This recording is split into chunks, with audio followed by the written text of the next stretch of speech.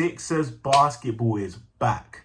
Preseason win against the New Zealand Breakers, or whatever their name is, 84-139. And don't ask me how I'm awake and making this video. It's about 3 a.m. here. I've got a class at 9 a.m. I am cooked.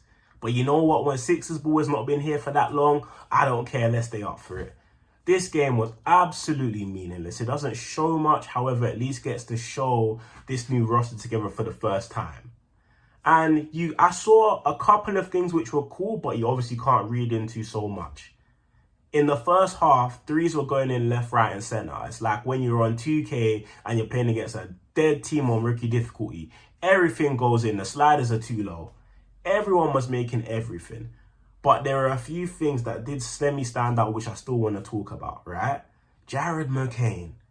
You know all them things that people were saying in training camp, like Joel Embiid, about how great Jared McCain looks. That boy looks confident. That guy was hitting the three, relocating, had a bit more moves off the dribble, range looked good, form looked good, confidence, everything you need. And hopefully, if there is space, he can carve out a role in this rotation, as that three-point shooting definitely looked very lethal. Again, I'm not going to read too much into the game, but it was good to see some of the new guys play out there. Yabusele, strong, man. That guy's huge. Pause.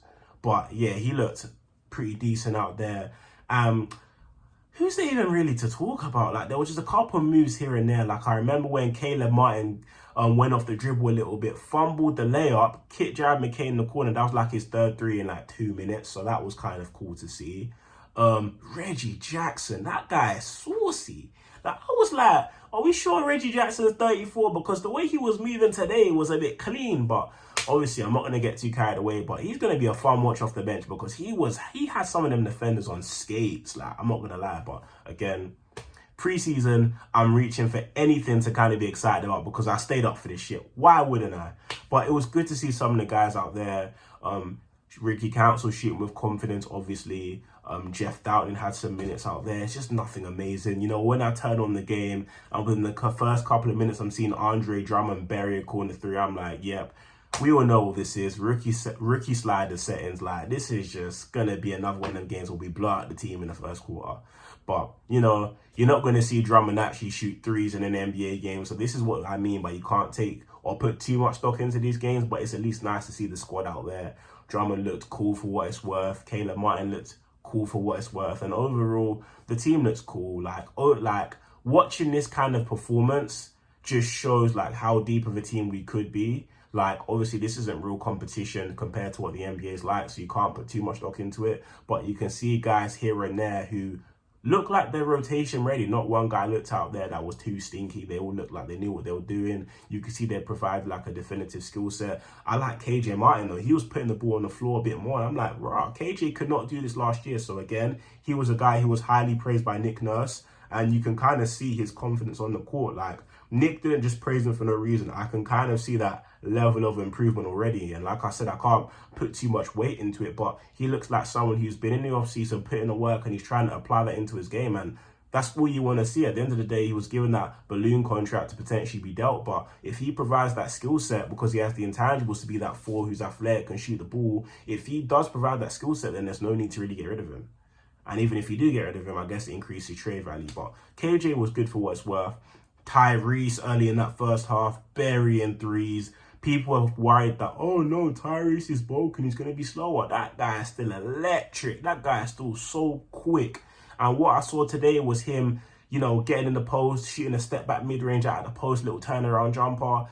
Again, can't see much from today, but it looks like he's refining his game. And there's going to be a lot more in the Tyrese Maxey bag we're going to be unveiled to see very soon. I'm just excited to see that leap he takes to superstar, honestly, because the guy is special. But you know, my eyes are closing, guys. It's 3 a.m. I'm a psycho. Why am I still awake? Make sure you drop a subscription, a like, all of that stuff there, because I'm so tired.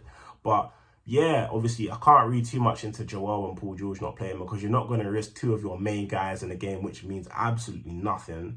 And Joel even said himself he's not played too much 5-on-5. So again, what can we really say? You're not going to crab at Joel and PG not playing. The only thing I did see on the slide, which did make me a bit weird, I feel a bit weird, was there was a video a day or two ago which was Paul George running the stairs.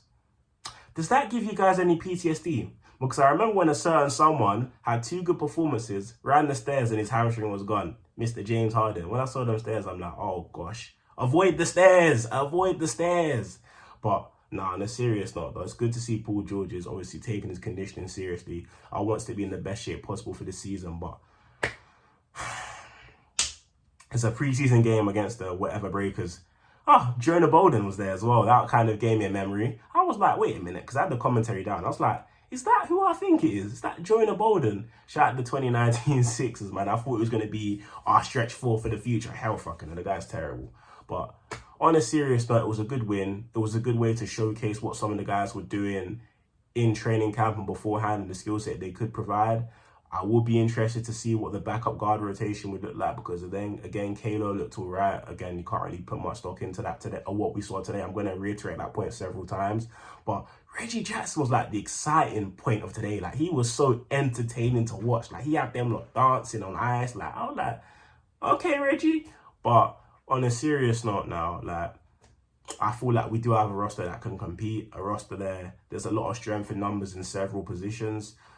Again, you literally saw 2 complete opposite spectrums of power forwards, if you would say, in Caleb Martin and Yabusele. 2 completely different builds, skill sets, and that's what you need. Different matchups require different kind of bodies, and you've got 2 different type of body types and play styles, and that's the kind of thing where you can throw different matchups here, different lineups here, throw a team off with a different scheme, and that's what Nick Nurse is great at. So I'm just more interested to see what this team looks like in the regular season, which is the short-term goal of what we're going to see. We're not going to see the postseason until another 8-7 months, whatever. So we'll see what they look like in the upcoming preseason games against NBA actual talent and in the regular season too. But I want this season to start, man. The team is pretty stacked. I'm excited to see what we look like. And I just want to see what we can conjure up this year, because I feel like we've fell short so many years. There have been so many years where we're trying to convince ourselves that this person's a rotational player or this person's a backup center. No, we actually have guys. We have vets who have been there, done that, and can actually put in a shift. Young players who actually have potential to contribute at a decent level, and only time will tell. But based on this preseason game, let me know in the comment section down below what you guys think. If there was anything that stood out to you. I mean, it was a blowout win against whatever team, so who really cares? But overall, I'm a psycho. I got class in a couple of hours. I don't know why I'm still awake, but this is what we do when Sixers ball is back. We prioritize that, not class. Hope my parents aren't watching this, because that's not what they sent me to school for.